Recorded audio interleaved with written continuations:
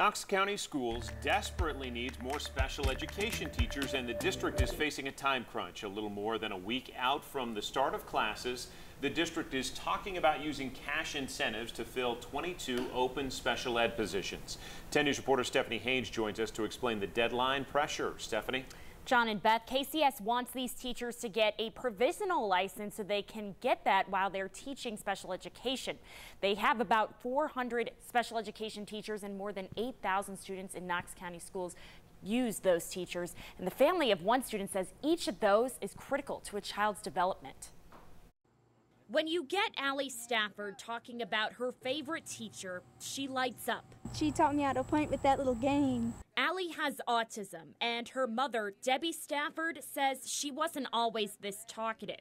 When she was 11, she first recited the Pledge of Allegiance at camp. I mean, all those beautiful words of our pledge, and she's verbalizing it, whereas so many years prior, she didn't have the verbal ability to say it. Debbie Stafford credits that moment in part to Allie's special education teachers. Knox County Schools has 22 vacant special education positions. And to get those positions filled, leaders are considering offering financial incentives, $2,400 for up to 10 teachers to get special ed certified.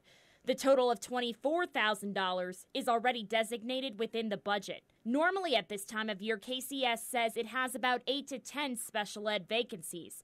It says that number is higher this year because of a nationwide trend of demand for special ed teachers. For instance, in Knox County, there are more than 800 students with autism, up from more than 500 in 2009. Parents can be assured that on the very first day we'll have good solid instruction going on and that we have a plan to support the people that are working in that classroom until we get these teachers hired. And the Staffords certainly hope that happens so that other families can get a similar experience to Allie's.